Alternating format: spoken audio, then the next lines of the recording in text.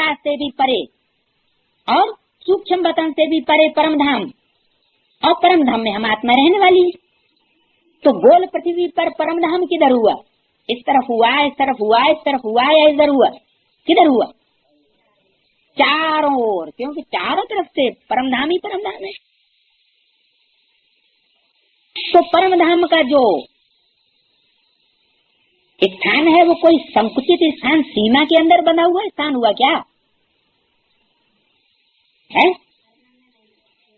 नहीं, कोई one sided आत्माओं का कोई जखीरा इकट्ठा नहीं होगा। आत्माएं बुद्धि के आधार पर, जितनी बुद्धि के आधार पर तीक्ष्ण और सशक्त आत्माएं होंगी, वो उतनी ही परम धाम में ऊंची स्टेज में पहुंच करके सारे ही परिधि को घेर करके रहेंगी। यानी 500 करोड़वीं आत्मा को, मनुष्य आत्मा को, हर मनुष्य आत्मा घेर करके रहेगी।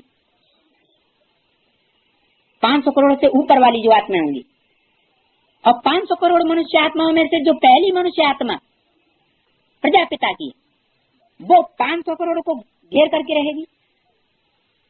उनके ऊपर सुप्रीमेसी रहेगी उनकी, और पाठ में भी 84 जन्मों में सुप्रीमेसी रहेगी। वो आत्मा किसी के दबाव में नहीं आ सकती। जैसे ब्राह्मणों की दुनिया में कोई ये समझे, दीदी दादी या दादाएं, कि हमें 108 आत्माओं को कंट्रोल करके रहेंगे,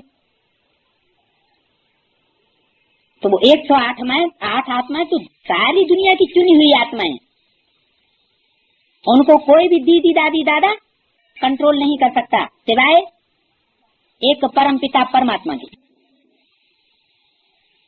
और यज्ञ के आदि में जो प्रजापिता एवं 108 आत्माओं से भी ऊपर है, उस प्रजापिता को तो ब्रह्मा सरस्वती जैसी आत्माएं भी कंट्रोल नहीं कर सकी। प्रजापिता जैसी आत्माएं, विष्णु बनने वाली जो आत्माएं हैं, वो सबके ऊपर कंट्रोलर होकर के रहती है।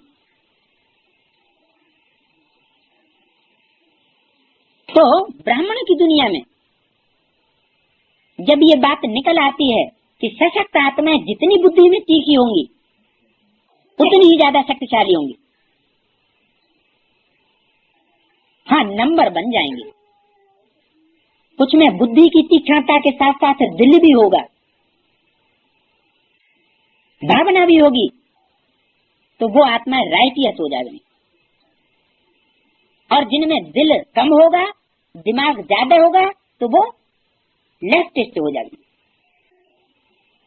तो राइटियस लेफ्टिस्ट का तो फर्क पड़ सकता है। बाकी बुद्धि जिनमें महती है, महान है, पावरफुल है, तो वो पावरफुल आत्माएं घेर करके तो रहेंगी ज्यादा से ज्यादा परिधि को। तो ज्यादा पावरफुल आत्माएं ज्यादा से ज्यादा को कंट्रोल करने वाली होंगी संसार में।